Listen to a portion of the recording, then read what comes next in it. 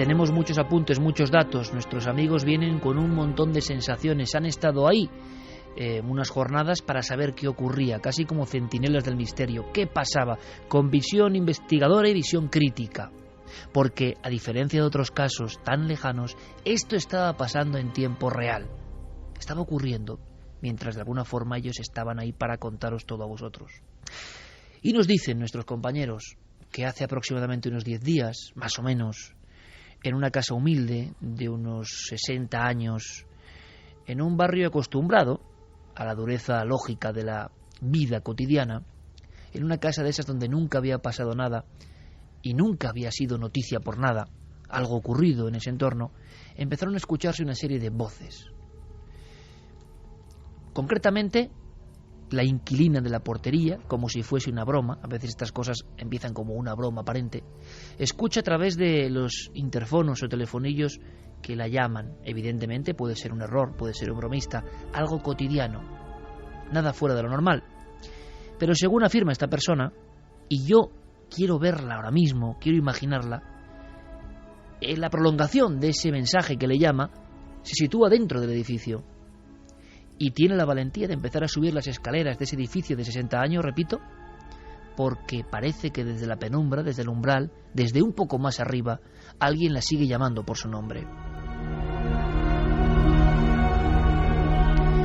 La cosa queda así, queda como una anécdota, como algo que se recuerda cuando ya los investigadores, los periodistas, los curiosos, los que creen y los que no creen, cuando todo el corrillo lógico de la casa de duendes se ha manifestado en todo su esplendor. Es entonces cuando la propia portera recuerda que todo comenzó un atardecer cuando alguien la llamaba. Y a partir de ese instante, de alguna forma, la campana de irrealidad se extendió sobre todo el edificio. En la calle Almagro, en el número 1, en pleno corazón de Málaga, está pasando. Algunos dicen que sigue pasando ahora mismo, y si algo ocurre, os aseguro que también tenemos tentáculos milenarios que llegan hasta esa casa como otra cualquiera, donde han empezado a pasar sucesos extraordinarios. Javier Pérez Campos, compañero, buenas noches. Hola, Iker, buenas noches. Prácticamente acabáis de llegar, habéis estado durante unas jornadas inolvidables investigando este caso, merecía la pena, hacía bastante tiempo que teníamos noticias de que estaba ocurriendo algo, y llegáis prácticamente con todos los bártulos, toda la información. ¿Alguna escena te impresionó especialmente? Quizá le gustaría saber a nuestro público todo eso que empieza a pasar antes de que de alguna forma se desboquen los acontecimientos. Y lo va a entender nuestra audiencia de inmediato, porque hablamos de cosas bastante violentas. Sí, poltergeist violento, entre comillas. Luego iremos intentando analizar y saber la verdad, si es que podemos llegar a atisbarla. Pero sí que en esa tarde-noche, en la cual la portera de ese edificio escucha la llamada de alguien, yo no sé si llegó a definir incluso el tipo de voz que le llamaba. Pues pasan sí, varias cosas. Sí, esa es una de las escenas que a mí además me llaman la atención y que me marcan de alguna forma, porque es cuando nos topamos de pronto con un grupo de vecinos totalmente asustados, es la palabra. Ellos están, que no saben muy bien explicar lo que les está ocurriendo, y es en la tarde del miércoles de esta semana pasada, hablando con uno de los vecinos, de pronto poco a poco van saliendo otros vecinos y se va formando una especie de reunión improvisada a las afueras del número 1 de la calle Almagro. Y es ahí cuando aparece María, esta persona que trabaja en portería y que desde luego el fenómeno parece haberse cebado con ella, porque ella ha sido testigo de prácticamente todo lo que ha ocurrido en ese edificio. Y ella me dice, poco a poco estamos hablando de todo lo que ha ocurrido, ordenando cronológicamente los hechos, y entonces ella cae en ese detalle, en el detalle de que unas horas antes de que empiecen los fenómenos como tal, que llegan a presenciar hasta más de 14 vecinos, pues unas horas antes ella había vivido algo extraño y que no había asociado todavía a ese hecho. Y es ese momento en el que ella, trabajando completamente sola en el portal, empieza a escuchar cómo por los porteros, a través del telefonillo, algún vecino llama su nombre nombre. Dice María. ¿Cree que es alguien que está angustiado o que necesita ayuda incluso? Cree que es alguien que necesita ayuda porque ella piensa en un primer momento que puede ser algún vecino anciano, algunos de los que viven en el edificio, que se ha caído y que está reclamando su ayuda. Es una voz angustiosa que llama su nombre. Ella por eso va porterillo a porterillo, marcando todos los telefonillos, llamando uno a uno y preguntando si la estaban llamando y si necesitaba ayuda. Creo que hay más de 60 viviendas, así que va llamando una a una. Nadie necesita su ayuda. Pero no solo eso, unos minutos después baja un vecino y le dice que desde la escalera alguien está gritando su nombre, alguien está llamando a María. Se producen y los vecinos van recopilando, por supuesto, amigos, esta noche, hay muchos invitados aquí. Invitados no, sino habituales. Santiago Camacho, compañero, buenas noches. Buenas noches, ¿y qué? Estás muy atento, pero con todo el dossier, porque esta noche es muy larga y vas a contarnos algo que es pura actualidad, que no tiene nada que ver, puro mundo de la conspiración. Está pasando hoy en Estados Unidos, gran polémica mundial, luego lo contamos. ¿Te parece, Santi? Perfectamente. Y por supuesto a mi lado Javier Sierra, compañero, buenas noches. Muy buenas noches, Iker. Especialmente atento porque él ha vivido muchos años en Málaga, conoce esa ciudad muy bien. Desde luego. Y también la sociología especial de esa ciudad, ¿no? Y seguro que entre todos sacamos claves. Hoy Javier, no se adelantó más, nos cuenta una de sus biografías, como solo puede contar él, de un personaje del misterio muerto en tristes circunstancias y que también hoy, de alguna forma, es actualidad. Lo comentamos, ¿vale, Perfecto. Javier? Perfecto. Abrimos Fermín Agustino del Calero, todos preparados. Vías de contacto, milenio3 con número @cadenaser.com. Y, por supuesto, Guillermo León, todo preparado también en la Nave del Misterio, en Facebook y en Twitter. Podéis preguntar a nuestros invitados especiales. ¿Por qué? Porque también nos acompaña Juanjo Sánchez Oro, que ya es conocido de muchos de los oyentes, seguro, por su última intervención en Cuarto Milenio, espléndida, hablándonos de un trabajo tremendo sobre las casas de duendes. La casualidad no existe. Hablábamos de algo como muy lejano, casas de duendes y posibles fraudes en casas de duendes. Él es licenciado en Geografía e Historia, pero ya es un historiador también, de alguna forma, de todo el mundo de lo misterioso. Yo le agradezco mucho que haya acompañado a Javier Pérez Campos, que haya tenido una visión muy crítica, que haya analizado todo como detective y que esté esta noche para contarnos las primeras impresiones. Juanjo Sánchez Oro, bienvenido. Muchas gracias, Iker. Muchas gracias además por haberme invitado a colaborar en esta investigación, ¿no? Por lo menos en este estudio preliminar, podríamos decir. ¿Me puedes dar a bocajarro? Luego tenemos noche para investigar, indagar, salir de dudas. ¿Qué es lo que más te ha llamado la atención de esta investigación con todo el equipo de Cuarto Milenio en este lugar donde prácticamente estaban ocurriendo cosas? Pues mira, lo que más me ha llamado la atención, y bueno, es un poco complicado decirlo, no es tanto el caso en sí, sino cómo me he visto yo dentro del caso, en el sentido de que me ha hecho dudar muchísimo, me ha colocado en el precipicio de mis propias creencias, o sea, eso es cierto, y a lo largo de estos días he ido evolucionando mucho y tengo ahora mismo sensaciones bastante contrapuestas. Eso es quizás lo que más me ha sorprendido, ¿no? Verme un poco en esa tesitura, porque yo estoy acostumbrado a trabajar con duendes, digamos, de papel, porque estoy acostumbrado a trabajar en las hemerotecas, a extraer ese tipo de noticias y, bueno, hacer análisis con esa cierta distancia. Cuando uno se introduce en el fenómeno de esta manera y empieza a hablar con testigos, empieza a recopilar datos, a hacer llamadas por teléfono, la impresión, claro, del fenómeno es diferente, ¿no? Y hay que obrar con una particular delicadeza y quizás, ya te digo, esa turbación que he sentido durante estos días es quizás lo que más me ha impresionado por encima de los fenómenos que evidentemente, bueno, tienen su interés.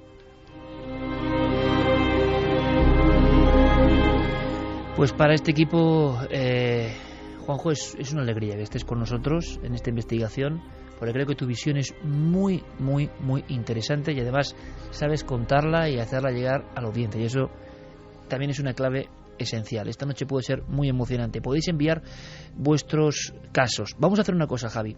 Existen más elementos que luego contaremos que se producen al inicio, pero claro, todo esto llega a un cenit. Hay un momento, se puede incluso cifrar la fecha, Javier, de el día en que todo comienza a precipitarse con objetos, golpes, cosas que estallan, ¿no?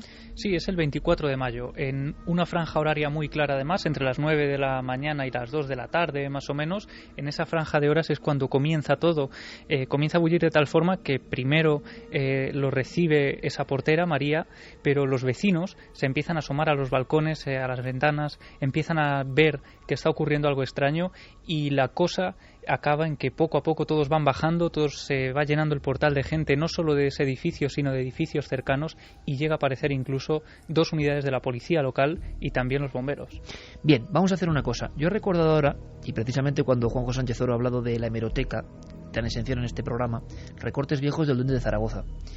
Y que sobra decir lo que ocurrió, lo que pasó y el enigma que hay, ¿no? Social, humano y no humano quizá.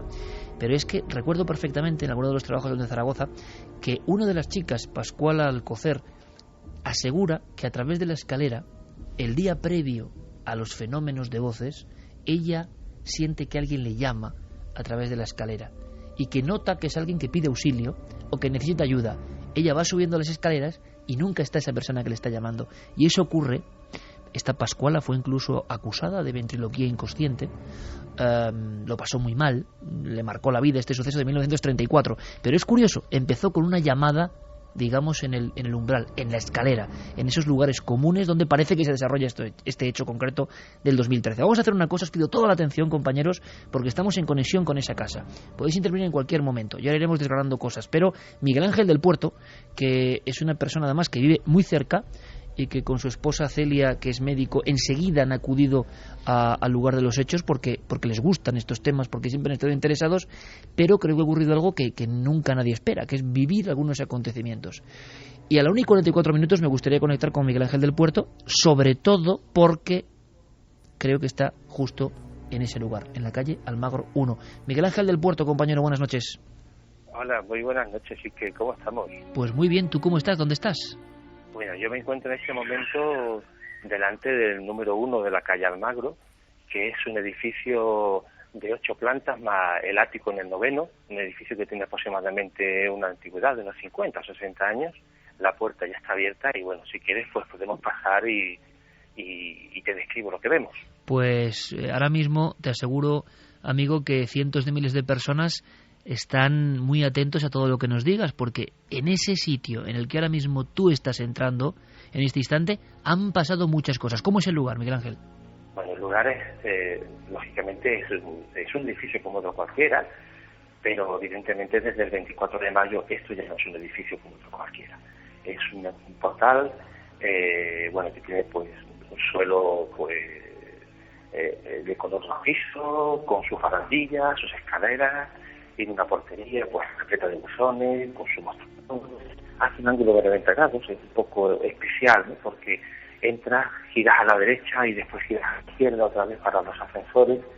En este momento pues reina una calma total en el edificio y bueno, pero es un edificio que ha quedado señalado para los restos y que yo creo que va a marcar un hito en la historia de ese tipo de fenómenos. Por supuesto, la historia de Málaga y yo diría incluso que la historia de este tipo de casuística en nuestro país. Miguel Ángel, estás en el lugar de los hechos, calma total y nos alegra. Con todo lo que ha ocurrido, después de una semana y pico de incidentes, tú, como investigador ya veterano de estas lides, ¿a qué conclusión has llegado? Sí. La primera conclusión es que esto es real. Esto es completamente real. Lo que pasa es que, bueno, el fenómeno del poltergeist o de la psicoquinesia espontánea recurrente, como a mí me gusta más incluso llamarlo, es algo que rompe moldes y que pertenece a un paradigma ampliado de la realidad. Pero esto es completamente real. Cuando nosotros llegamos el día 24, pues bueno, yo esperaba encontrar una situación donde los hechos habían acaecido y venía pues a escuchar a los testigos, a recopilar las historias, a sacar algunas conclusiones y nos encontramos con la explosión de los acontecimientos. Estaban sucediendo y nosotros lo hicimos. Nos personamos aquí, primero llegó Celia, mi mujer, en primera instancia, yo llegué más tarde y nos encontramos de bruces con los fenómenos. Estábamos en una especie de rueda de versiones, la gente nos contaba lo que estaba sucediendo, porque cuando llegamos aquí, el portal era un hervidero. Estaba lleno de vecinos que comentando lo que les había sucedido y además los fenómenos seguían sucediendo. Entonces, un poco casi cerca de los ascensores, estábamos ruido un poquito así como en grupo, haciendo un pequeño círculo y estábamos comentando y hablando de las cosas que habían pasado y en un momento dado, creo que recordar que a mi derecha oímos un estallido de cristales. No llegaba a los 2 metros de distancia, de la nada había aparecido un bote de cristal y se había estallado contra el suelo. En una situación que yo interpreto que en circunstancias normales yo debería de haber visto de caer ese bote de cristal de algún lado. Escuchamos un estallido de cristales, miramos y ahí hay un bote de cristal, posiblemente por los restos del cristal de medio litro aproximadamente de capacidad. Era un bote que había contenido en algún momento algún producto, creo que era de una marca de verduras, con su tapadera. Alguien en algún momento lo había usado, lo había lavado y lo había conservado, lo había guardado. Y de pronto estaba ahí estrellado contra el suelo. ¿Y sospechas de alguien en ese instante, Miguel Ángel? Tú que llevas muchos años investigando este tipo de fenómenos, me imagino que al principio, racionalmente, no sé si crees que alguien puede estar haciendo algo o no. Yo no creo que aquí nadie pueda estar... Son varios días de fenómenos y por lo tanto a veces puede ser complicado controlar situaciones que se dan de manera espontánea y donde no puede haber ningún tipo de control. Pero yo en ese momento, vamos a ver, si alguien hubiera extendido el brazo de ese grupo y hubiera arrojado un bote de cristal, yo entiendo que debería haberlo visto. Pero es que siguieron pasando más cosas. Cuéntanos. Sí, seguimos hablando y minutos después escuchamos un estruendo aún mayor todavía. Era un objeto también que parecía como de cristal o algo similar, que estallaba y se rompía. Ya te he dicho que este portal hace 2 ángulos de 90 grados, hace una especie de zigzag, y aquello había estallado pero fuera de nuestro campo visual. Doblamos la esquina y allí lo que encontramos fue pues los restos de una maceta, de un macetero de cerámica blanca que debía estar justo a nuestro lado, porque ya hoy no está, pero ahí muy cerca de la antesala de los ascensores pues había una planta artificial de plástico con motivo decorativa, pero que estaba curiosamente metida dentro de una maceta de cerámica blanca, que era de un tamaño realmente considerable, ¿no? Bueno, ya no estaba la maceta en ese emplazamiento original y había caído en algún punto del portal fuera de nuestra vista y se había hecho añicos. De nuevo, revuelo generalizado, la portera que barre los restos y los recoge. Seguimos hablando, comentando, tomando anotaciones y en un momento determinado, pues mi mujer Celia cree escuchar algún tipo de ruido dentro de un local que hay al que se accede precisamente desde este portal. Accedemos con la llave, ella entra y entrando con Francisco Delgado, que es el antiguo portero y uno de los principales testigos y otro vecino más, nada más que entrar escuchamos un gran ruido.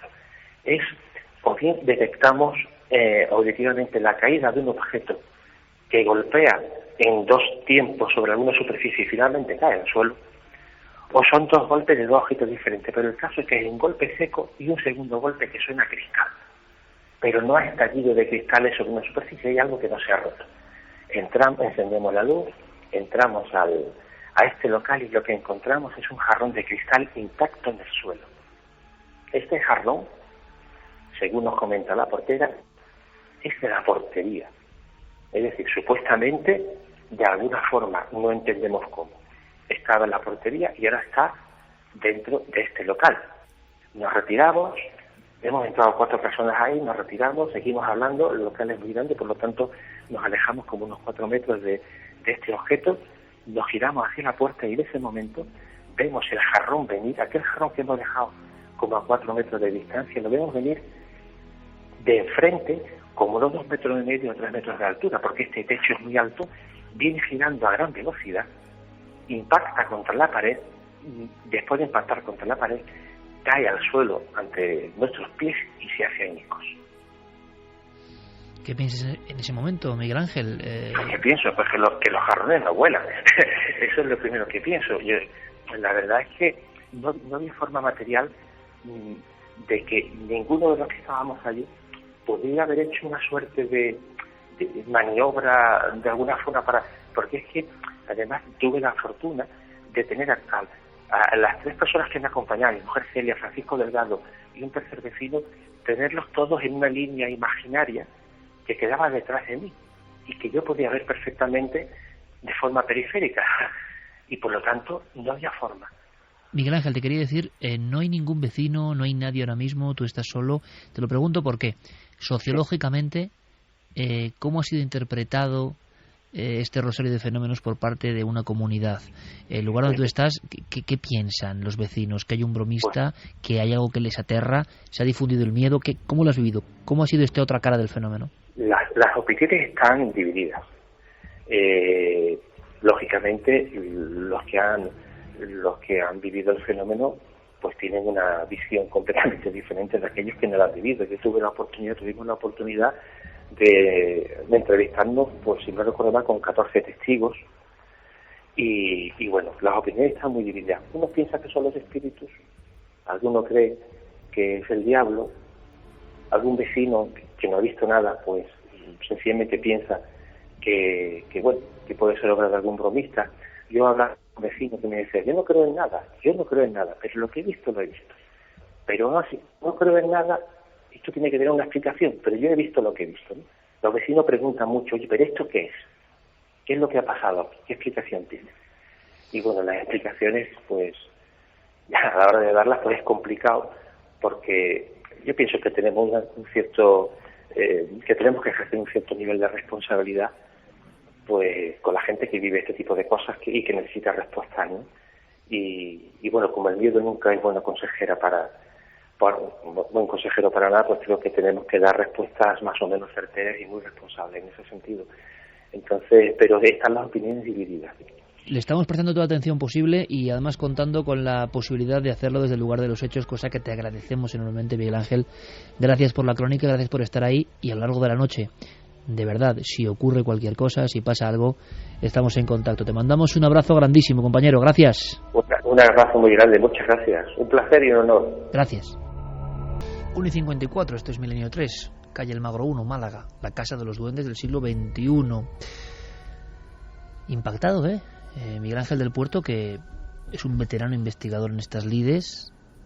Claro, Javi, Juanjo, ¿hay algún episodio que él cuenta que nos ha dejado, como a toda la audiencia, me imagino, sin palabras? No es que uno llegue y recopile impresionantes testimonios, es que sobre todo lo del jarrón, tal y como lo ha contado, ¿había evidencias gráficas de todo esto? ¿Tenían fotografías? Había fotografías, ¿no? Lo que es verdad que a mí me llama la atención, no sé, Juanjo, hay un momento en el que cuando él termina de contarnos eso, pedimos acceder al lugar para estudiarlo, ¿no? Para estudiar ese recinto, que es una especie de trastero al que se accede desde el pasillo principal de esa número 1 de la calle Almagro. Nos abren la puerta, entramos en el lugar y lo que descubrimos es una especie de nave bastante grande de tamaño, en la que me parece, si no recuerdo mal, no había ventanas, había una especie de verja cerrada por completo y, por lo tanto, si lo que nos cuenta el amigo Miguel Ángel pues es cierto y no tenemos por qué dudar para nada de ello, es un espacio completamente controlado en el que no había absolutamente nadie más. ¿Solo una entrada? Solo una entrada, no había acceso desde ninguna otra parte, no había ventanas y estaban esas 4 personas completamente solas. Sí, a mí este es el episodio que más dudas me ha provocado. Hasta hoy mismo era lo que me acercaba más a que realmente estábamos ante un fenómeno, una casuística paranormal, o por lo menos dentro de la balanza de lo paranormal y el fraude iba tendiendo a que posiblemente estábamos ante algo paranormal. La revelación que me han hecho hoy mismo, cuando he hablado por teléfono con también otra de las personas, otro de los vecinos del edificio, es que aquí presentes en el local estaban efectivamente varios vecinos, no voy a decir los nombres, y hay un vecino en concreto que no solamente está presente en este fenómeno, sino que, bueno, los propios investigadores dicen que está presente en otros sucesos. Me estás hablando, Juanjo, de la posibilidad, como en casos clásicos, la calle del Toboso, la calle de los Ruidos, tantos y tantos, que hay una persona que, bien de forma parapsicológica o de forma más bien humana, provoca, está justo en todo el meollo. Exacto, ellos ahora mismo están trabajando con la hipótesis de que estemos ante un psíquico que puede provocar los fenómenos de manera inconsciente. Pero claro, hay otra opción, y es que los provoque de manera consciente, porque si está presente en todos los sucesos, bueno, pues puede operar de dos maneras, ¿no? Además, a mí hay una cuestión también que me preocupa. Estamos a prácticamente unas pocas semanas de lo que han sido los sucesos y, bueno, yo acabo de escuchar que dice Miguel Ángel que, bueno, que el fenómeno es absolutamente real. Yo entiendo que él está ahora mismo también en una situación complicada porque él es testigo y es investigador. Y evidentemente, en ese sentido, bueno, pues tiene una pequeña ventaja sobre los que hemos llegado allí y solamente estamos valorando palabras, ¿no?, al fin y al cabo. Pero sí que me gustaría decir que si tenemos la mente lo suficientemente abierta como para aceptar lo paranormal, yo creo que también la debemos tener lo suficientemente abierta como para aceptar que puede haber fraude. Si algo nos demuestra la historia de la parapsicología, en por lo menos 150 años, es que quizás no está muy claro si hay fenómenos paranormales o no, pero yo creo que todo el mundo acepta que hay fraude. Y no debemos descartarlo nunca, por lo menos como hipótesis de trabajo. ¿Tu balanza cómo está ahora mismo? Yo ahora mismo tiendo a pensar más bien que estamos ante un fraude. ¿Ante un fraude orquestado? Sí. ¿Por qué? Siempre en hipótesis, claro. Claro, a ver, ahí ya no lo tengo tan claro. Hay una serie de historias dentro de lo que sería un poco la fotografía del fenómeno, y si ya vamos, pasamos de lo que serían, digamos, los grandes titulares, que a mí ya te digo que me impresionaron mucho cuando me pusisteis al corriente de esta noticia de la que yo no tenía conocimiento. Me sorprendieron, empecé a investigar, pues lo típico por internet, y efectivamente vi algunos vídeos, vi algunas crónicas periodísticas, y los titulares realmente impresionan por eso, por la calidad de los fenómenos, por la presencia numerosa de testigos, por la fuerza de seguridad, etcétera, ¿no? Pero cuando tú vas a la letra pequeña, vas a esos detalles, hay cosas que chirrían y mucho. Vamos a hacer una cosa por tanto, Juanjo, si te parece, y por supuesto estamos pendientes de vuestras preguntas, vuestras reflexiones, pero yo creo que aquí lo fundamental, en un rápido recorrido, Javi, habéis podido extraer algunos documentos para que nuestra audiencia fiel tenga todos los datos, ¿no? Vemos que Juanjo Sánchez Oro dice que le chirrían algunas cosas, pero veamos esas cosas, escuchemos esas cosas. Empezamos con algo que nos recordaba ni más ni menos que a Rosenheim casi, ¿no? Movimiento de lámparas, de bombillas. A ver qué hay de verdad en todo esto. Cuéntanos, Javi, ¿podemos tener documentos de esto? Sí, vamos a escuchar a algunos vecinos contándonos de una forma muy viva lo que ocurre principalmente esa mañana del viernes 24 de mayo, que es cuando se desencadenan los hechos de forma más agresiva. Lo que ocurre es que muchos objetos se van rompiendo delante de todos esos testigos, cada vez aparentemente más numerosos. Incluso algunas de las fuerzas de seguridad que acuden a la calle Almagro número 1 son testigo también de algunos de esos fenómenos. Y ellos, cuando hablábamos con ellos, Juanjo y yo, no tenían ninguna duda de que lo que habían visto era realmente paranormal.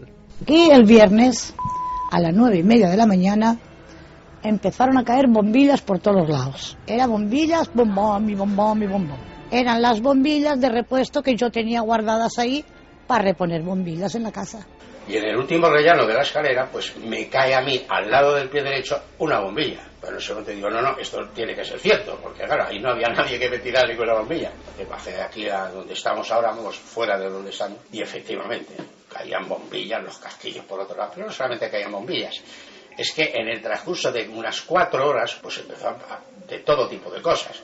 A mí me llaman por el portero y me dicen que baje, están explotando bombillas. Entonces bajo y veo a Mari, mira, le dicen que están explotando bombillas y barriendo bombillas. Pero ¿y esto? No me dio tiempo a más. Explotó una delante del ascensor, que no había nadie. Empezaron a bajar gente, me pongo a subir por la escalera, y me cruzo con un vecino y le aviso. Le digo, ten cuidado que están explotando bombillas. Más pronto explotó una, en medio de nosotros. Sea lo que fuere, el fenómeno estaba produciéndose, manifestándose delante de un montón de personas diferentes edades, diferentes condiciones culturales, diferentes alturas dentro del edificio. Por cierto, Fermín está muy atento con los mensajes porque puede que haya testigos del fenómeno o que conozcan algo que sea necesario saber para nuestra investigación en vivo. milenio3@cadenaser.com y Nave del Misterio en Facebook, Twitter y Google+. Claraboyas, siguiente escenario de esta casa Almagro número 1, Javi. Sí, a los pies de la escalera principal hay una claraboya en el techo, de la que, para que te hagas una idea, hay un cristal en la parte superior, que sería el suelo del primer piso, y otro cristal en el techo, por lo que queda un hueco entre esos dos cristales, ¿no? Pues para ellos tiene especial extrañeza el hecho que ocurre allí, porque dicen que de ese hueco surge una llave inglesa que es la que rompe la claraboya del techo de ese pasillo, ¿no? Y no solo eso, sino que al lado surge de repente una especie de puñetazo, como si alguien golpeara muy fuertemente el techo y dejara una marca abombada en ese lugar. Y de hecho, lo que nos extraña de aquí es que hay una vecina, que es Trinidad, que nos lo va a contar, que dice cómo ella es testigo de cómo esa hendidura en el techo se hace inmediatamente ante sus ojos. Lo de la claraboya a continuación, voy a pasar yo por el escalón, no me cayó de milagro, pero es que a continuación, como una especie de puñetazo en el techo. Es como las bombillas, no se ve nada, no se ve ninguna persona física, me refiero. Se oye el porrazo y ya está. Esto nos ha recordado también, sea lo que hay detrás del fenómeno, a la calle del Toboso 73, cuando había las famosas fotografías de unos puñetazos en la pared de aquel lugar también bastante humilde en la época, y que parecía que alguien había percutido con toda la fuerza de sus nudillos y había dejado el hueco en una pared de escasa calidad en aquel caso. Miedo en los vecinos. Javier, habéis recogido testimonios in situ y luego nos contaréis qué habéis vivido vosotros de una comunidad que ya vive bajo el influjo de una casa de duendes, ¿no? Que es un influjo muy especial. Sí, nos comentaban, por ejemplo, Juan Cano, uno de los periodistas de Diario Sur, que acude al lugar pocas horas después de que ocurra todo, que él había conseguido hablar con algunos vecinos, importantes empresarios también de la zona, que cuando llegaban del trabajo por la noche de madrugada cruzaban el pasillo corriendo para llegar a sus casas cuanto antes y encerrarse porque estaban atemorizados por lo que estaba ocurriendo. Eso de cogerle miedo a tu propio portal, ¿no? Que es una cosa... Sí, porque claro, esto está ocurriendo en las zonas comunes, zonas por las que obligatoriamente los vecinos tienen que pasar para llegar a sus domicilios, y ese miedo parece ser que bueno, pues se ha generalizado entre todos los vecinos. Y si quieres, sí que vamos a escuchar otro testimonio, un anciano que nos salió al paso y nos contó pues algunas de esas inseguridades. Madre mía, es espeluznante porque ya la gente no se quiere subir en el ascensor. Hay vecinos que arriba, en el séptimo piso octavo, y prefieren subir andando a meterse en el ascensor, vaya que el ascensor se desprenda por abajo. Yo nunca he creído en estas cosas, obviamente, lo digo así, pero ahora tengo yo que creer en algo. 2 y 4 minutos. Yo nunca he creído en estas cosas, pero ahora tengo que creer en algo. La fuerza del testimonio cogido en la mismísima puerta, en la actividad diaria de este lugar que no puede detenerse. Personas con miedo a que el ascensor se desprenda o algo. Estamos en el ámbito de esa campana, como dice Santiago Camacho, de realidad donde muchas personas o se contagian el miedo o sienten que puede ser posible cualquier tipo de desgracia, ¿no? Hay un ambiente, quizá por la agresividad, luego le preguntaremos a Juanjo si esto es muy normal, ¿no? Los fenómenos que se ven son estallidos, golpes. Hablaban unos investigadores, hablaba Miguel Ángel del Puerto, con total normalidad, de un jarrón enviado desde la nada hacia ellos, ¿no? Último elemento de sonidos que os traemos de alguna forma en exclusiva con nuestros enviados especiales, que son muy interesantes. Llegan fuerzas de seguridad, llegan bomberos, llegan concejales de seguridad de Málaga. O sea, algo está pasando que nadie sabe cómo interpretar bien. Ocurrió en la calle del Toboso y tantas otras veces. Se intenta buscar una explicación, pero es que algunas de esas fuerzas que intervienen son testigos. Sí, allí llegan a acudir ese mismo viernes 2 unidades de la policía local y bomberos, y posteriormente acuden también ese concejal de seguridad del Ayuntamiento de Málaga, un jefe de la policía local de Málaga Este, el oficial del cuerpo de bomberos y también un cabo. Pues algunas de estas personas se convierten también en testigo de estos fenómenos. Si quieres, también vamos a escuchar a uno de los vecinos contándonos este detalle.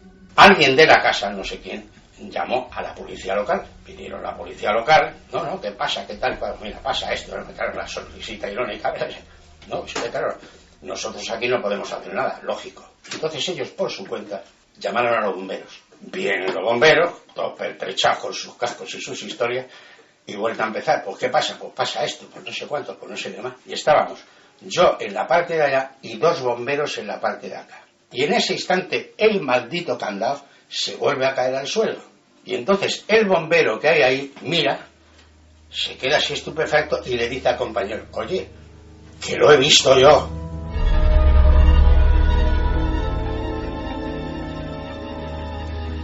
Oye, que lo he visto yo, una casa de duendes en el siglo XXI, en la populosa Málaga. Muchas cosas que contar, me imagino, que interpretar.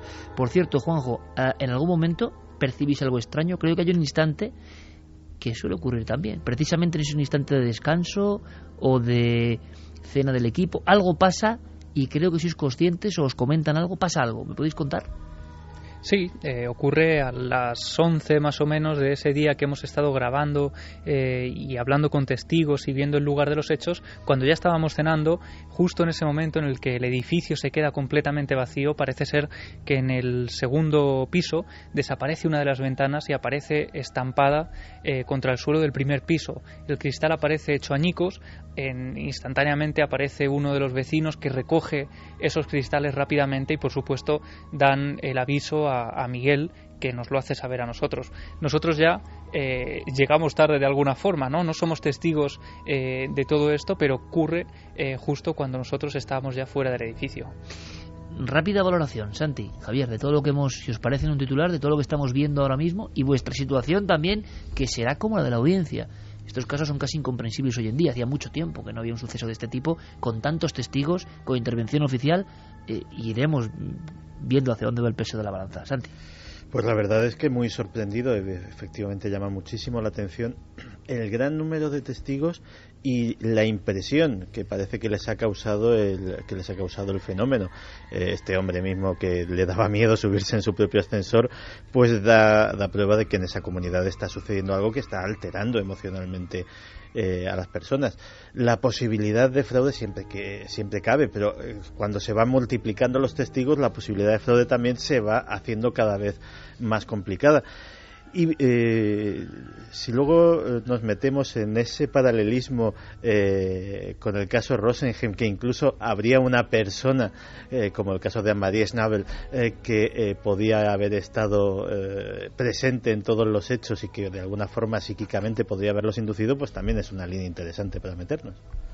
A mí me gustaría, desde luego, haber visto el edificio en cuestión, porque algunas de las descripciones que hemos escuchado, como esa de las bombillas que de repente caen al suelo, en fin, no sé si son justificables desde una perspectiva racional. Por ejemplo, alguien simplemente asomando una mano por el hueco de la escalera y dejando caer una bombilla o una serie de ellas puede provocar ese fenómeno, o asomando su mano por una ventana hacia el patio de luces del edificio, dejar que esa precipitación de bombillas pues cause ese pavor. No sé si eso es posible porque no he estado en el lugar, pero claro, a mí, al contrario de lo que le pasa a Santiago Camacho, cuando hay muchos testigos en un caso poltergeist o algo parecido a un caso poltergeist en un edificio, recuerdo los sucesos de la calle Gascón de Gotor 2 en Zaragoza en el año 34, que en fin, al final quedaron en la nada y todo el mundo se quedó con la sensación de que había planeado la sombra del fraude detrás. Me quedo así como en situación neutra, sin saber muy bien qué pensar. Caso espinoso, sin duda alguna, ¿no? Exacto, sin saber muy bien qué pensar hasta no ver la física del edificio. Lo que es interesante es el detalle, ¿no?, que decía Javier, de si desde el patio de luces o hay de algún lugar por el que algún vecino pudiera hacer ese tipo de juego, ¿no?, de alguna forma. Pero no, nosotros estuvimos mirando y hay una zona, para que te hagas una idea, un vestíbulo principal alejado de las escaleras del edificio, que está todo controlado, donde está la portería al fondo, y allí no hay ningún hueco de escalera ni nada, porque la escalera está luego ya más al fondo y tampoco tiene un hueco por donde alguien pudiera maniobrar. Hay una imagen, ¿no?, que llama mucho la atención, que cuando se le preguntaban a algunos vecinos creían que era cosa del diablo, decían. Y de hecho, María, la portera, nos comentaba que alguna persona, sobre todo los más mayores, le habían dicho casi de poner un crucifijo en el portal, y habían visto también como algunos vecinos, cuando salían del lugar, lo hacían santiguándose. Sí, cuando comentábamos también la cuestión de los detalles, cómo se produce el estallido de las bombillas y de dónde proceden esas bombillas. Porque no son las bombillas que están puestas dentro de las zonas comunes, son las bombillas que están almacenadas en el cuarto de contadores en una estantería. Estas bombillas son las bombillas de repuesto.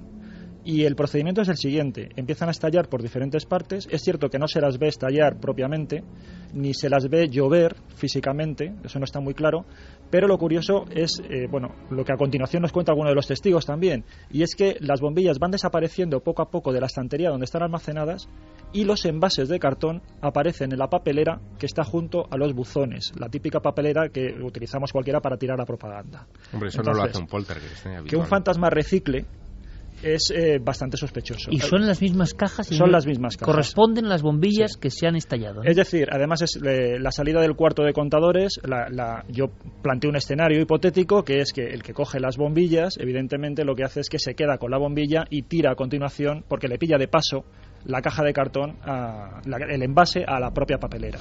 ¿Para qué? Para deshacerse de la evidencia de que tiene la caja de cartón. Y es más, hay un vecino que en la medida en que se va asomando a esa estantería y va viendo que las bombillas de repuesto van desapareciendo, solo quedan 2 últimas y las guarda en su propio buzón y las cierra bajo llave. Esas bombillas permanecen allí y no han desaparecido y no han estallado. Javi, para ir poniendo precisamente de los dos platillos de la balanza elementos y que la audiencia, por supuesto, exprese su opinión libremente, porque estamos en toda una investigación en vivo que es lo apasionante y con visiones muy diferentes que también creo que es apasionante y edificante. Bueno, somos detectives, ¿no?, de un caso digno del Cluedo. ¿Quién es el culpable, sea humano o extrahumano? ¿Qué está pasando y por qué en este edificio? ¿Habría algún motivo? ¿Alguna tensión especial? Esa yo creo que también es la pregunta clave, es decir, ¿a quién se pretende asustar y por qué? ¿Hay alguna razón? ¿Hay alguna sospecha? ¿Vosotros habéis detectado algo allí? Sí, hay una historia que no sabemos qué relevancia tiene, pero es cierto que nosotros lo que hicimos fue encuestar a muchos vecinos, no solamente allí en el edificio, sino también por teléfono. Yo creo que más o menos en total habremos hablado con unas 20 personas, nos hicimos con teléfonos de diferentes vecinos y les estuvimos llamando. ¿Casi todos creen haber vivido fenómenos? No, ahí lo que hicimos fue, yo iba llamando, la verdad es que esto fue casi al azar, es decir, yo estuve buscando apellidos del vecindario y fui haciendo llamadas de teléfono. Y entonces, pues había testigos de primera mano y, simplemente personas que nos ponían un poco también en el trasfondo social de lo que es la comunidad de vecinos. Y de esa manera, pues llegamos a una historia, que es la siguiente. Muy brevemente, la cuestión está en que ahora mismo la portera que está allí, María, está regentando un puesto de trabajo que resulta muy goloso para el vecindario, por la sencilla razón de que ella misma es vecina. Y ese puesto de trabajo salió hace unos años, se convocó porque el anterior conserje, se jubilaba. El anterior conserje no pertenecía a la finca. Y, sin embargo, digamos que se cambió un poco la pauta. Se destinó, por lo tanto, ese puesto de trabajo a un vecino. Y hubo varias candidaturas de varios vecinos a ese puesto. Entonces, según me decía uno de estos vecinos con los que estuvimos hablando, es un puesto muy goloso, y más supongo que en tiempos de crisis. ¿Quieren estar haciéndole una faena a esta mujer para que renuncie, le impongan un miedo insuperable y deje esa plaza y otro vecino se puede hacer con ella? No lo sabemos. Por eso digo que es una historia que está ahí. Evidentemente ella es la protagonista, lo ha vivido en su horario laboral de 9:30 a 2 y no sabemos qué conexión tiene. Por otro lado está la cuestión esta que comentábamos de ese otro vecino que aparece siempre en todos los escenarios. Bueno, digno de una película de misterio en este caso, ¿no? Hay un detalle que quiero comentar, o que lo comente Javi, que es quien lo conoce. En esa reinvestigación, claro, muchos vecinos, intentando explicar el porqué de todo esto, de esta apasionante historia, empiezan a rebuscar en sus propios recuerdos recientes. Y surgen incluso qué es lo que faltaba en esta historia, ¿no? Escuchábamos la voz que llama al principio. Y de repente, voz que llama a la portera, por cierto.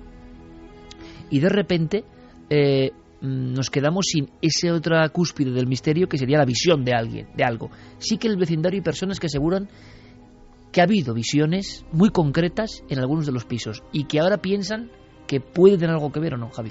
Sí, en esa especie de reunión improvisada que comentaba al principio, que llevamos a cabo en las puertas de ese número 1 de la calle Almagro, de pronto empiezan a surgir historias, como surgen casi al calor de la hoguera, ¿no?, de algunos vecinos que dicen, pues mira, ahora que todo esto está ocurriendo, sí es cierto que yo había escuchado que el vecino del sexto, nos llegan a dar los detalles concretos, había asegurado en más de una ocasión, nos había contado que, pues en el interior de su casa, cuando él estaba a punto de dormirse, cerca de una mecedora había visto la imagen de una anciana como tejiendo y que de repente se desvanecía y no volvía a saber nada de ella, y que en alguna ocasión casi había dejado la casa sola por ese tipo de visiones a las que finalmente acaba habituándose.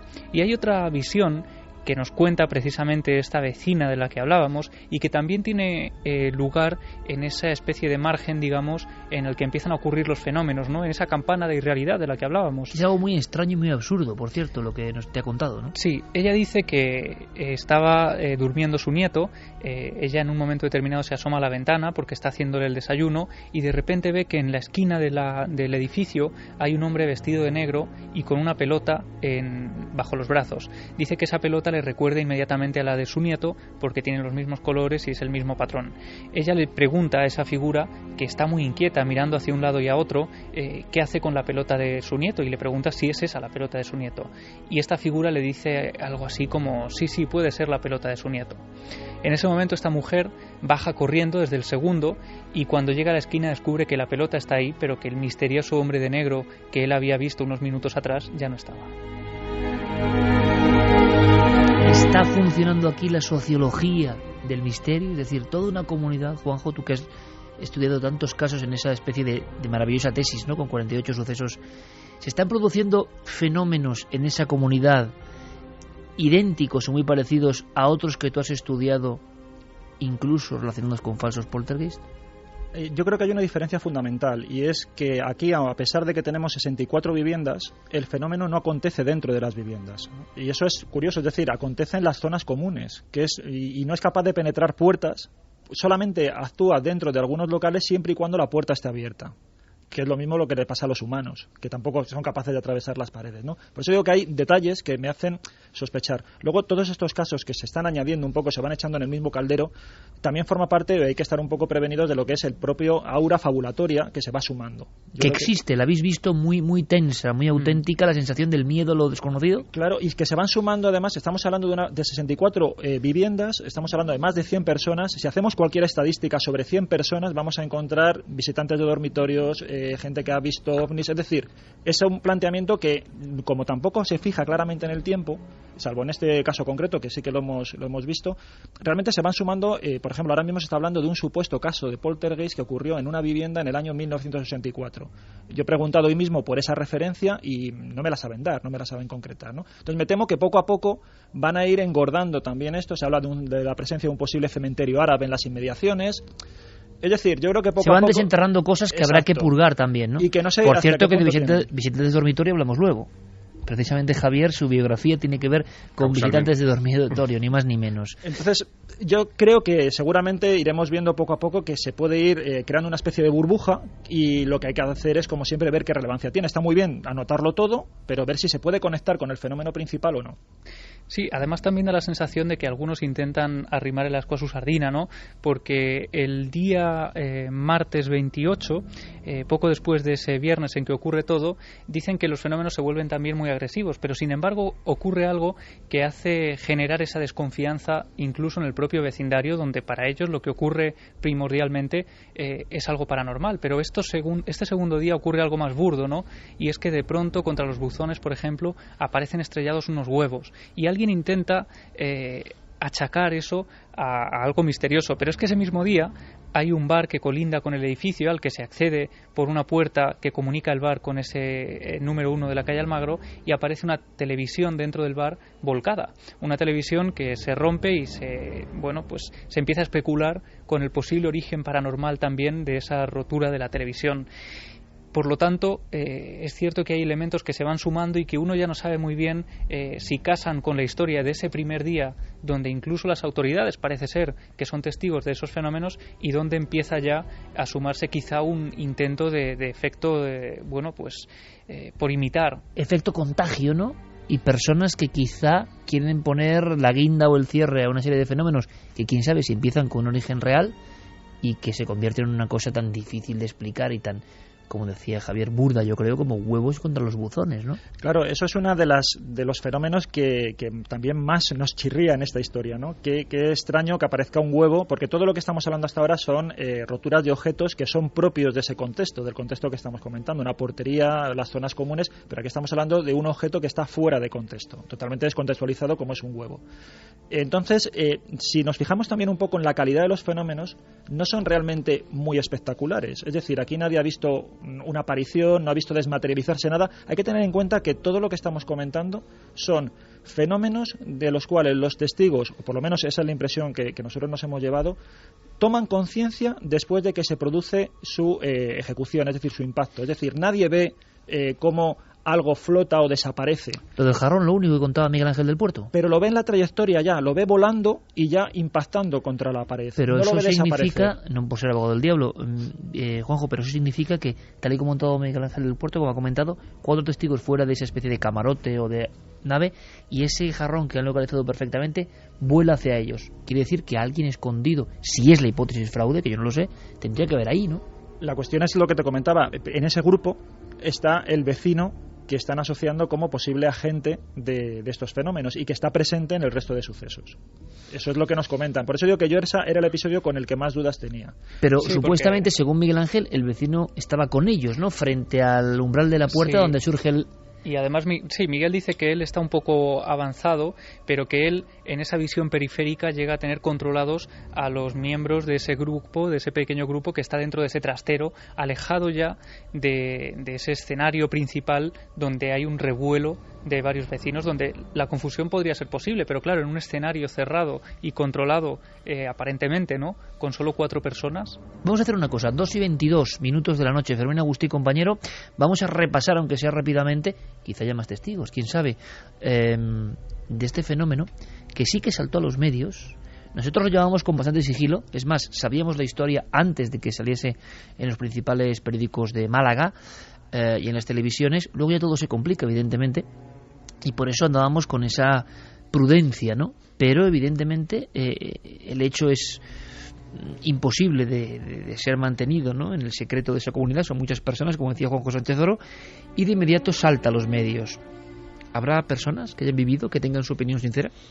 Buenas noches, Iker. Hay mucha gente que piensa que puede ser un fraude, muchos otros que piensan que no, y hay algunas preguntas. O sea, dividido, ¿eh?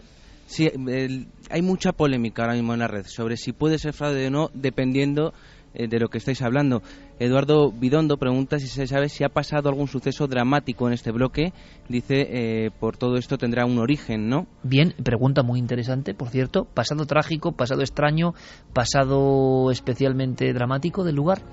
Nos decían que no, que además no había habido ninguna defunción reciente, y toda esa teoría del cementerio debajo del lugar, de momento no tenemos datos tampoco. Lo que nos decían es que efectivamente había un cementerio unas manzanas más allá, pero que Málaga, desde luego, es un yacimiento, ¿no?, claro, de huesos y de... Con un pasado milenario, ¿no?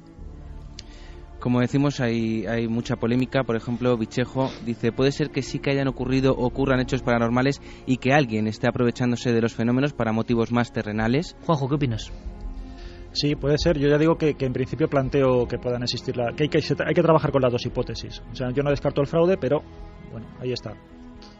Puri, demasiados testigos para creer en el fraude y demasiado sospechoso para creer en la realidad.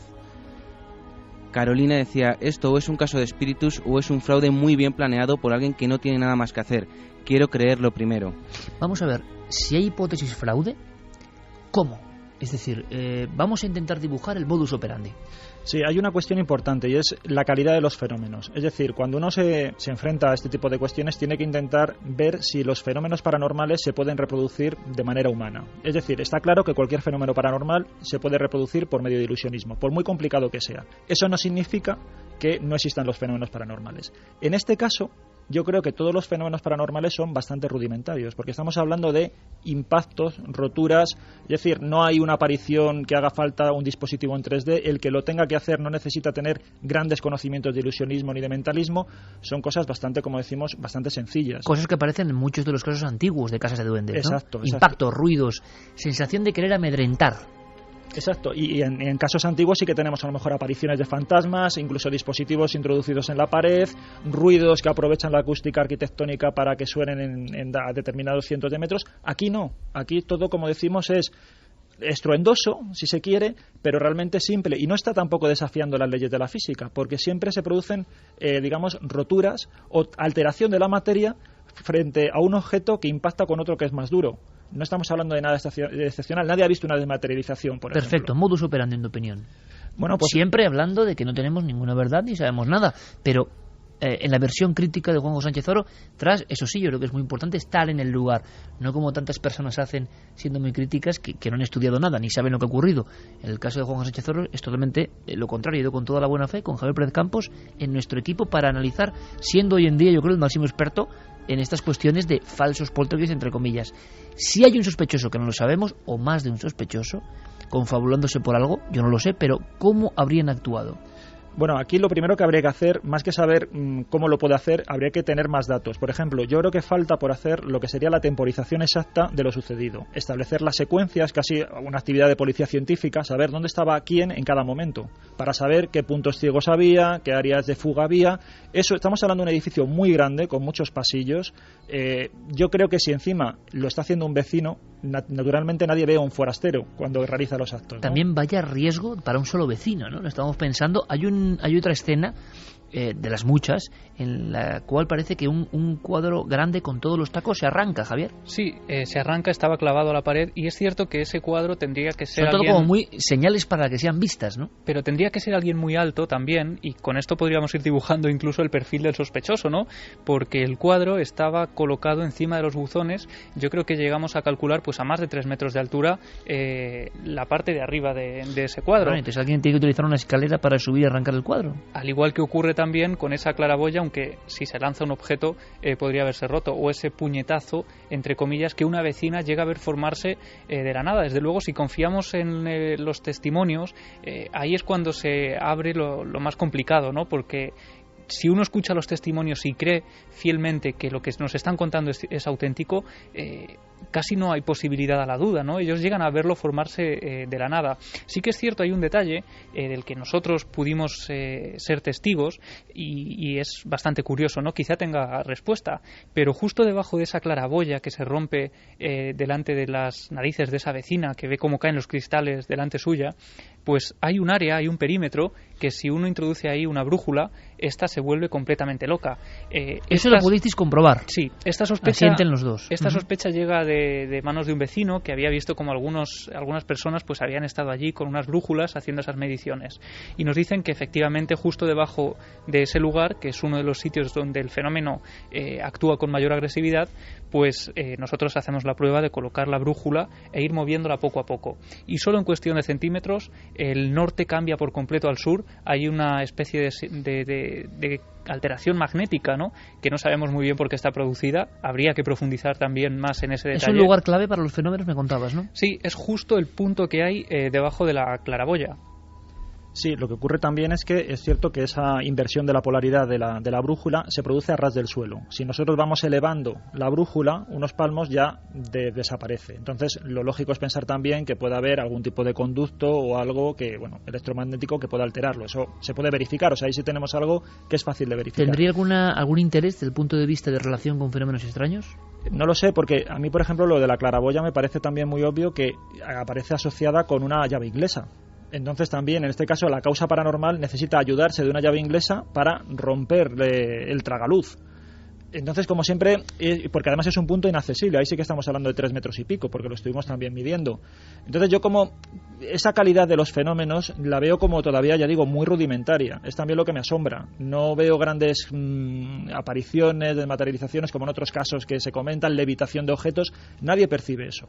Hay una cosa importante, delante de las cámaras, delante de la investigación de Cuarto Milenio, es decir, cuando esa tensión de un edificio y un supuesto o supuestos sospechosos actuando, cuando llegáis vosotros con los medios de investigación, porque ahí hay una cosa muy clara que estará preguntando seguramente a través de Fermín la audiencia, que es si se pudieran poner unas cámaras y vigilar los espacios comunes, ahí sabemos enseguida qué está pasando. Delante de las cámaras no ha pasado nada.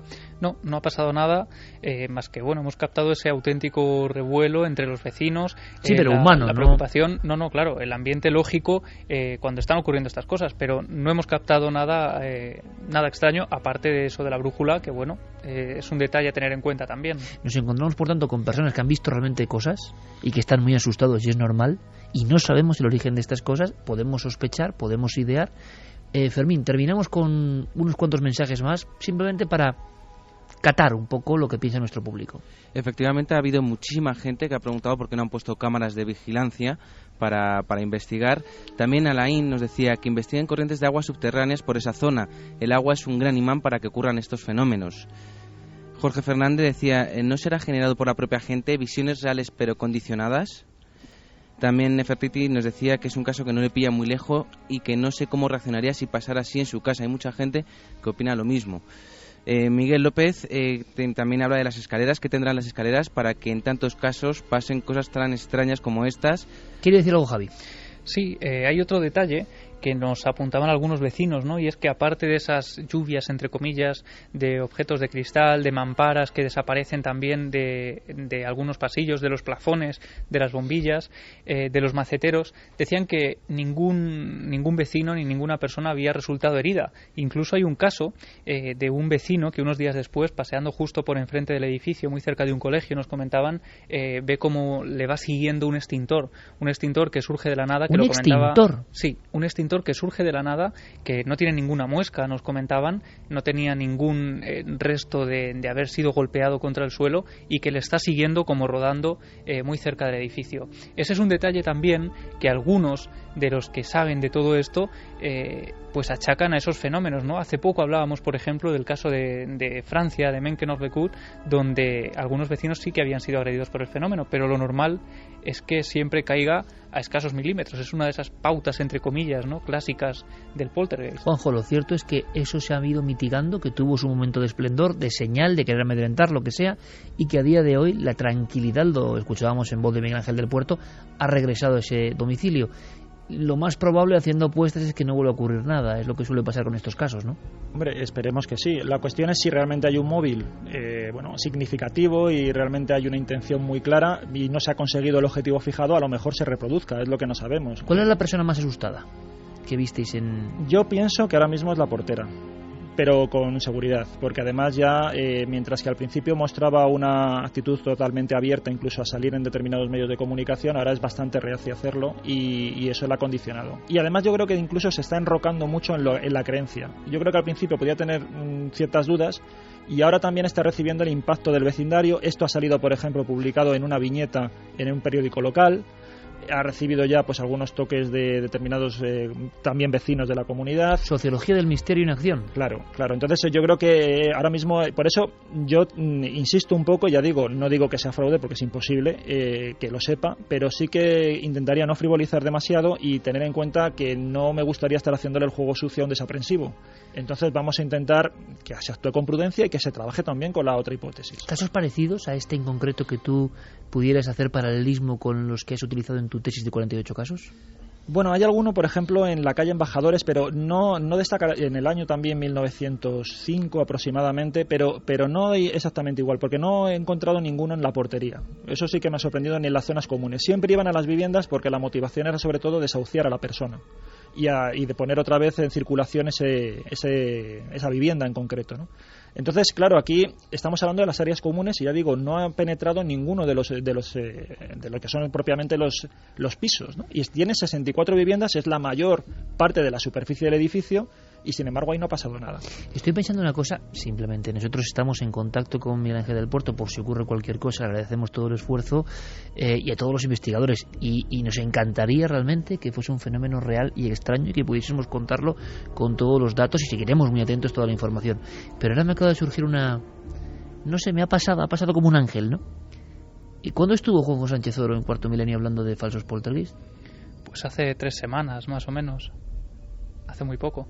Contando algo que nunca se había contado en España, que es cómo se provocaban desahucios o cómo se echaban a personas de viviendas con una serie de artimañas bajo el síndrome del poltergeist, ¿no? ¿Quieres decir que coincidió la emisión de ese programa con el poltergeist, más o menos? Es decir, que Juanjo pudo dar una idea por ahí, algún vecino. Hombre, yo solo digo que lo que Juanjo contaba en Cuarto Milenio, ahora ya... Por cierto, importante, mañana vamos a las 10:30, no nos abandonéis, que siempre pedís antes el programa y luego cuando vamos antes se ve menos, o sea que, por favor, 10:30 mañana, SOS, ¿no? 10:30 mañana, Cuarto Milenio con un montón de cosas. Pero por cierto, es que me ha pasado, ¿no? Fugaz, cuidado, como una carta más lanzada a este enigma, que yo no sé lo que es. Ojalá sea un fenómeno extraño porque nos dará motivo para investigar más apasionante que un fraude, evidentemente, pero el fraude también se aprende si es que es así. ¿Puedes calcularme en el calendario en este momento, Javier, el domingo en que interviene Juanjo Sánchez Oro, que además fue una emisión muy seguida por la novedad? Yo cuando me enteré hace mucho tiempo, no me acuerdo si vi a Guillermo León o vi a Diego Marañón, que Juanjo Sánchez Oro, al quien yo no tengo el gusto de conocer, estaba trabajando sobre poltergeist, que habían motivado desahucios, que habían motivado problemas, que habían hecho que personas se marcharan, inquilinos dejaran su casa, y que se llegó a hacer brigadas especializadas en falsos poltergeist en España de los 30, los 40, los 10, los 20. Cuando Sánchez Oro viene al Cuarto Milenio, y sabemos lo que es el programa, es que ese mundo nunca se había tocado. Bueno, es una casualidad, simplemente, digo yo. Pero si fuese un fraude y alguien estaba viendo el programa, igual tomó alguna idea. Es decir, generar un poltergeist, pocos programas han hecho, es polémico, de cómo generar un poltergeist, ¿no? Pues eso vino a hacer nuestro compañero, ¿qué día? El día 26 de mayo, así que o sea que es posterior. Sí. Perfecto, mira, hasta me alivia. Pero bueno, mi obligación es buscar algún tipo de elementos, ¿no? O sea, 2 días antes de que Sánchez Oro esté contando este mundo desconocido, bueno, pues mira, ahí tenemos otro misterio. Seguiremos investigando y micrófonos abiertos, tanto para testigos, para personas que puedan aportar algo, para personas que a veces ocurre que saben algo más y no quieren contar. Garantizamos confidencialidad. Queremos saber si algo está ocurriendo de verdad fuera de lo común en la calle Almagro 1. Mientras tanto, nuestro equipo trabaja, investiga, está allí. Javier Pérez Campos con todo su esfuerzo y Juanjo Sánchez Oro, compañero, que sea la primera de muchas investigaciones. Muchísimas gracias. Muchas gracias a ti, Iker. Ya te he quitado un peso de encima, ¿eh? Sí, sí, desde luego, ya me estaba viendo ya ahí. Yo estaba pensando que ya tu intervención había metido algo más. Bueno, vamos a hacer una cosa. Cambiamos de tercio rápidamente y casi nos ponemos firmes porque yo, ya sabéis que soy un fan de cómo cuenta algunas historias nuestro compañero Javier Sierra. ¿Y por qué hablamos de este hombre en concreto? Polémico donde los haya. Sánchez Oro ha deslizado aquí un término, visitante de dormitorio, y precisamente tiene mucho que ver con esta historia. La historia de una película, Javier, si podemos adelantarlo, que parece que se ha...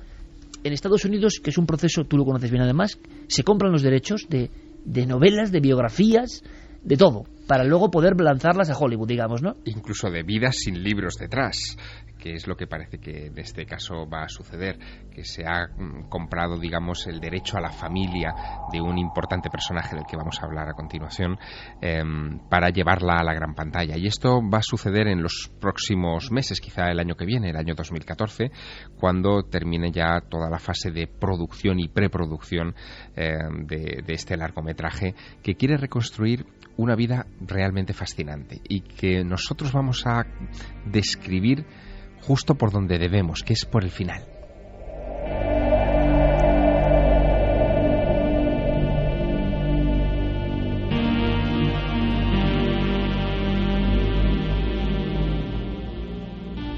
El lunes 27 de septiembre de 2004 fue un día que, si no se hubiera truncado, hubiera sido una jornada para recordar siempre en la vida de John Mack. John Mack estaba en la cima de su carrera. Él era uno de los jefes del departamento de psiquiatría de la Universidad de Harvard, un hombre con un expediente detrás vital impresionante y que años atrás, en 1977, había obtenido el premio Pulitzer de literatura al publicar una biografía de Lawrence de Arabia. Pues bien, aquel lunes, 27 de septiembre, él estaba en Londres, en la Fundación Lawrence de Arabia, para dar una conferencia sobre el personaje de su vida. Y la dio por la mañana, recibió tantos aplausos y tantos parabienes de los asistentes a aquel congreso que le pidieron que por favor hiciera una extensión de su conferencia unas horas más tarde, después del almuerzo. Y lo hizo, y se quedó a cenar. Y después de cenar con unos amigos, a las 11:25 de la noche, habiendo decidido regresar a su apartamento en Londres caminando, en el cruce justo casi cercano a su casa, en Tottenham Lane, un vehículo conducido por un conductor borracho lo arrolla y lo deja inconsciente a un lado de la acera.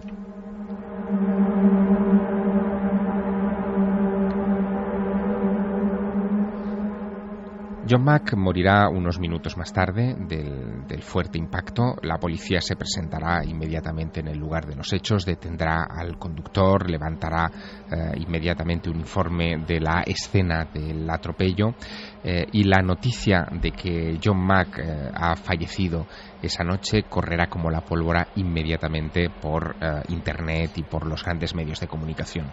Y no era para menos. John Mack, además de haber sido el biógrafo de Leones de Arabia, profesor de psiquiatría de Harvard, había conmocionado al mundo muy pocos años antes con una serie de libros realmente asombrosos en los que él defendía que efectivamente seres humanos estaban siendo secuestrados por civilizaciones extraterrestres, tal vez de otra dimensión, y que incluso se estaban hibridando con nosotros.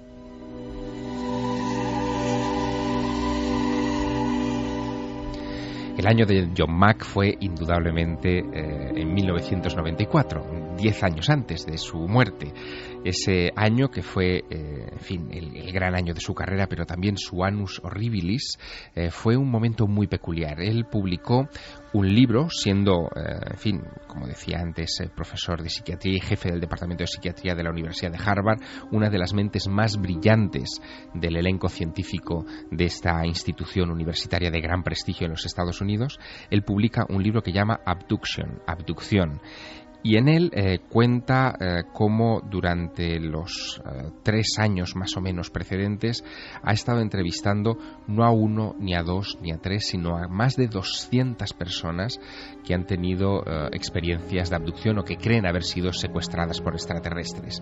Los interrogatorios, las entrevistas con estos testigos las hace desde un protocolo que usan los psiquiatras para este tipo de casos, y él, lejos de pensar que está ante enfermos mentales, ante personas con desequilibrios psíquicos, lo que detecta es que tienen una serie de patrones comunes que los hacen especialmente interesantes.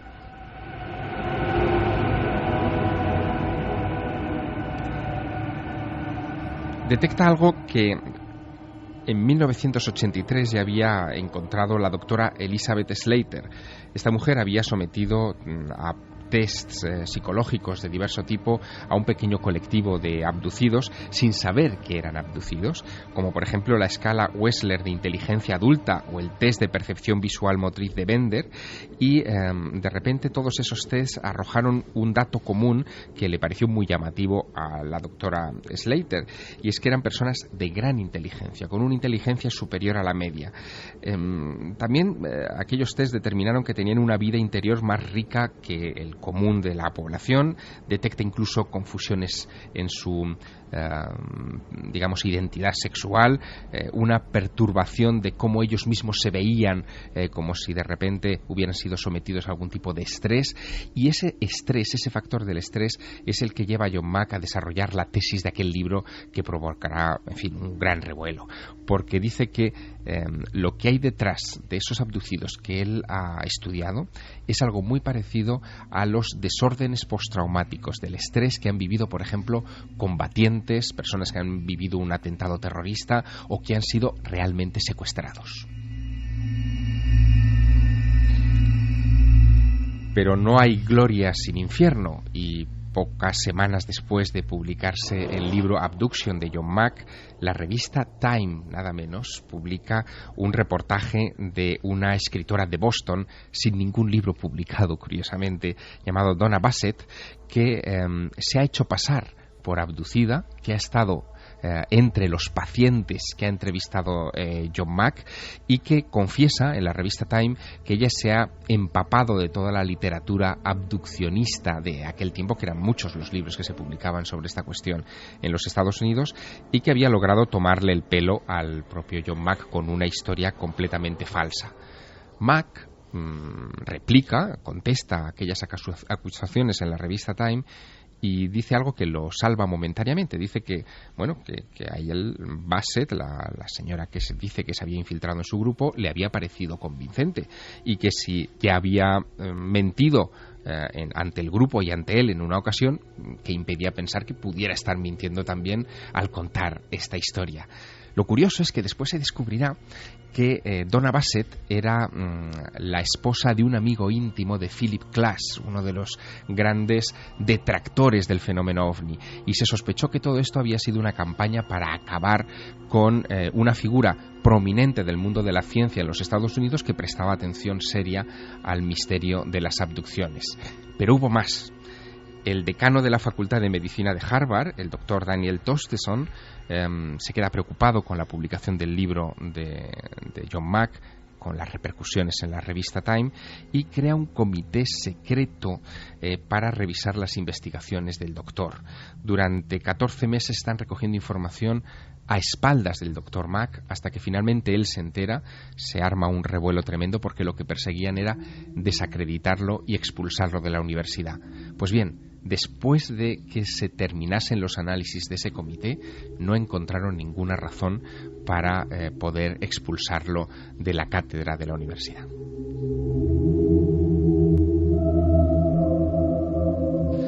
Lejos de amilanarse, lejos de venirse abajo con todos los enemigos que le estaban saliendo al paso dentro de sus propios compañeros de universidad, el doctor John Mack persevera en la investigación del fenómeno abducción. Lo hace con esas credenciales científicas tan impresionantes que atesora y se embarca en algo que hasta la fecha es único en la investigación de este misterio, y es que decide recopilar casos de los 5 continentes, y no hacerlo solo a nivel teórico, sino viajando a esos lugares, entrevistándose con los testigos y recogiendo de primera mano toda esa información para contrastarla. De repente él lo que quería era, contestar, dejar sin argumentos a todos los que le estaban atacando de fabulador, de utilizar la mente colectiva occidental para construir esas historias, y que, esto era algo propio de la sociedad americana, que no iba a encontrar en ningún lugar del mundo. Su palabra o su frase de acción era esta que vamos a escuchar. Si algo no encaja con nuestra noción de la realidad, y además la gente que cuenta la experiencia son sensatos, sinceros, no unos mentirosos, y nos obligan a abrirnos a otras realidades, entonces es responsabilidad de los científicos empezar a cambiar nuestras nociones de la realidad.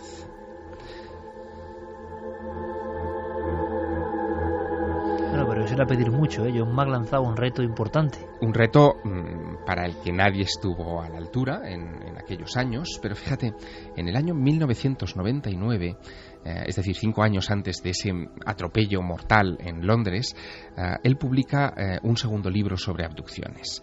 Lo llama Passport to the Cosmos, pasaporte al cosmos o al universo, y en él recoge una serie de casos que ha investigado en primera persona en diversos lugares del mundo. Llama la atención sobre todo uno que no es muy conocido en la literatura ufológica, porque fue investigado por el psiquiatra que no formaba parte de esa corriente ufológica. Tuvo lugar el 16 de septiembre del año complicado para Mack, de 1994. A las 10:15 de la mañana, en un colegio a las afueras de Ruwa, en Zimbabue, en la África profunda, 62 escolares del colegio Ariel, que están en ese momento en el recreo, ven cómo 3 esferas plateadas aparecen en el firmamento, juegan en el cielo. Después de una explosión de luz, de un flash, desaparecen esas 3 esferas y aparecen en otro punto del firmamento, vuelven a dar un segundo flashazo y aparecen en un tercer lugar de la bóveda celeste, y una de ellas, como digo, a las 10:15 de la mañana, a plena luz del sol, desciende detrás de unos árboles, y todos esos niños que están en el colegio y algunos profesores observan cómo una figura de 1 metro de alto se asoma por encima del objeto. De repente los niños chillan, aquella figura se da por aludida, parece que se da cuenta de que ha tomado tierra en un lugar equivocado, se mete dentro de la esfera y otra segunda figura se ve merodear en torno al objeto. Son 62 testigos, algunos niños de 5 a 7 años, que son los más asustados. John Mack, en cuanto ve esta noticia en la cadena de televisión BBC, porque se cubre la información para la BBC, organiza un vuelo inmediatamente hasta Zimbabue, acude al colegio, se entrevista con casi todos aquellos niños y con los profesores, se da cuenta de que entre ellos hay blancos, negros, asiáticos. Es un colegio multirracial y multicultural, y está convencido de que lo que habían visto fue un encuentro con una criatura del espacio profundo.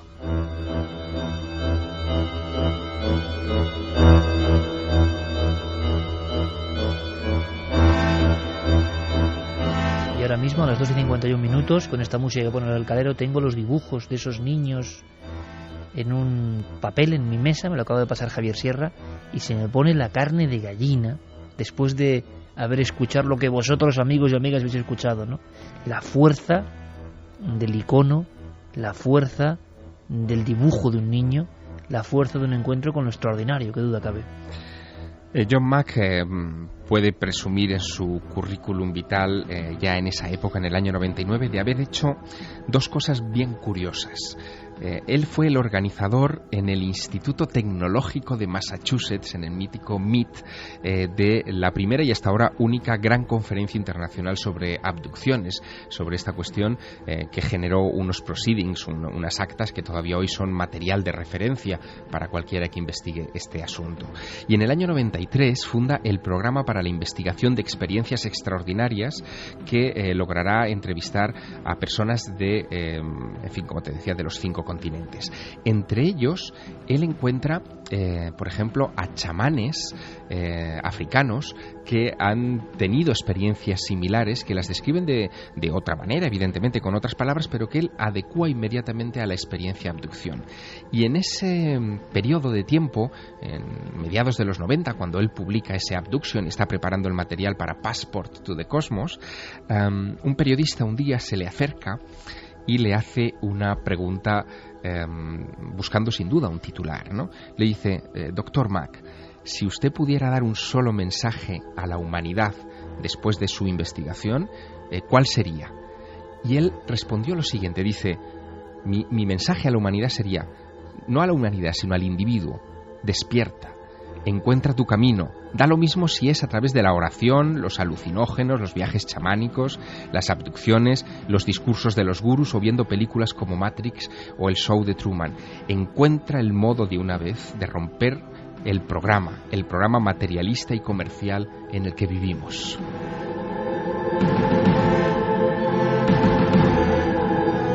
Suena un poco epitafio casi ya. Sí, él está convencido, y en su último libro lo deja muy claro, de que la humanidad se ha vuelto ciega ante este tipo de cuestiones de las otras dimensiones, digamos, o de las visitas de fuera, porque él no se decanta nunca a ese respecto. Está convencido de que hay vida inteligente en todas las partes del universo y que se nos manifiesta de maneras que nuestra percepción mediatizada por el materialismo absoluto, que es lo que él dice en esa frase, no nos deja ver. Pero además se da cuenta de otro detalle, y es que casi todas las personas que han pasado por una experiencia de secuestro, de abducción, como las que describen estos individuos que le entrevista en diversos lugares del mundo, terminan desarrollando una extraña conciencia ecológica, una visión sobre el planeta muy llamativa, como si estuviéramos depredando nuestro planeta y ellos, viéndolo en algún momento de sus vidas desde fuera, supieran que no tenemos derecho a acabar con este planeta, que no somos los dueños de la Tierra. Esa sensación que la hemos explicado en este mismo programa, en casos como el de Eduardo Pons Prades hace ya unos cuantos meses, él la encuentra en muchos testimonios alrededor del mundo. Y justo cuando está compilando toda esta información para hablar de cómo esta clase de experiencias están introduciendo en la mente colectiva global los primeros vislumbres para un cambio de conciencia, entonces un conductor ebrio acaba con su vida a las afueras de Londres.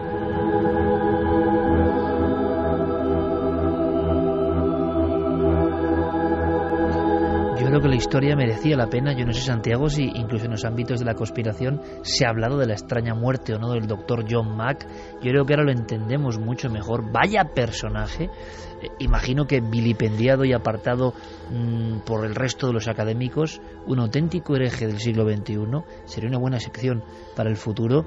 Alguien que asegura que esa otra realidad, la realidad velada, está tocando a la nuestra, pero que el programa ha logrado cementar cualquier tipo de conexión y que es capaz de convertirse en investigador tan entregado a su causa, un premio Pulitzer, un doctor de Harvard, de irse, por ejemplo, al remoto colegio de Zimbabue, donde 62 niños han visto lo imposible. Javier, me parece maravilloso, se me pone la carne de gallina de verdad, porque creo que, bueno, siento la fortuna de que hay personas que ya hace 20 años estaban con todo esto que tanto nos interesa, en este nivel más profundo, si cabe, del misterio, el nivel transformador. John Mack, nuestro homenaje. Pero imagino, Santi, ahora nos hablarás después de los informativos, pero que sobre esta muerte yo había leído cosas, ¿no? También planeaba, ¿no?, la sensación de que era un tipo molesto. Es que ha habido muertes muy convenientes, digámoslo así, a lo largo de la historia de la investigación paranormal y de la investigación ufológica y de la investigación de conspiraciones. Hay mucho accidente de tráfico recurrente, mucho atraco extraño, muchísimo suicidio de gente que mostraba una vitalidad impresionante 24 horas antes. Oye, tú me has contado en alguna ocasión ahí fuera, yo levanto el secreto, tú me conoces, te digo, hay que contarlo, haremos un día, que hay un montón de colegas tuyos, montón de colegas tuyos con los que tú has hablado, te has traspasado información, y no hablamos de los amigos de Santi, no, en plan ya sabemos cómo, ¿no?, sino gente que anda en el mundillo de la conspiración. ¿Qué les ha pasado? Pues un montón no, pero sí ha habido 2 casos en concreto. Hay un montón de gente que se ha dedicado a la conspiración y que ha tenido muertes extrañas. Y dentro de ese montón hay 2 que le tocan de cerca. Y dentro de ese montón ha habido 2 personas, y yo creo que se merece que un programa de estos, antes de acabar la temporada, detalle ese par de casos, que concretamente pues uno tuvo una muerte muy, muy, muy extraña y el otro directamente se suicidó de una forma inexplicable hasta para su familia. ¿Creían haber encontrado algo importante antes de ese momento? Uno de ellos sí. El otro había estado incordiando durante muchísimo tiempo.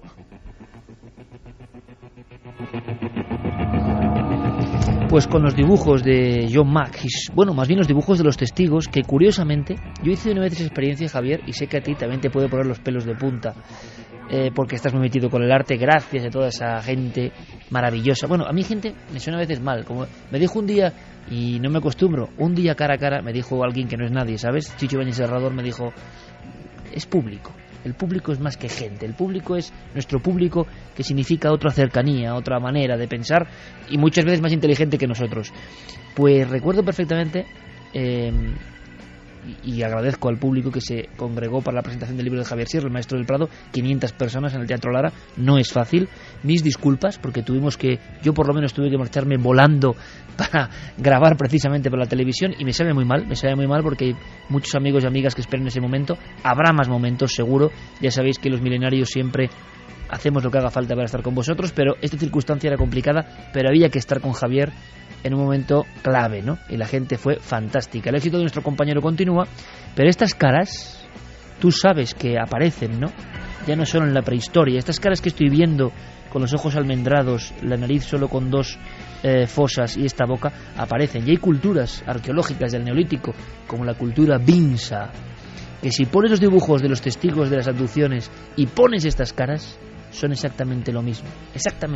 Los dioses nos miran, Iker, desde las paredes de las cuevas hasta los cuadernos de campo de los investigadores modernos, y parecen los mismos dioses. Eso es lo que desconcierta de este inquietante fenómeno. Y fascinante. Gracias por la biografía y por hacer aprender algo en torno a un hombre que va a tener su película en Estados Unidos, pero que no merece ser olvidado. Gracias, Javier, que siga el éxito. A ti, Iker, gracias. Santi, nos vemos y nos escuchamos ahora. Venga.